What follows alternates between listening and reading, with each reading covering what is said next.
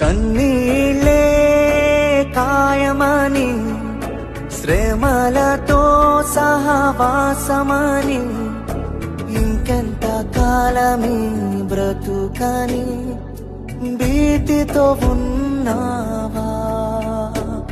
నీ కన్నీళ్ళన్నీ కవిలలో దాచి, శ్రమలలో నీ తోడై ఉండి, ఊహకు మించిన కార్యములన్నీ నా యేసు చేయును.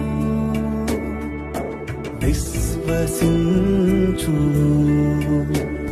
నిరీక్షణ కలిగియుండుము, నీ జీవితమే మలుపు తిరుగునని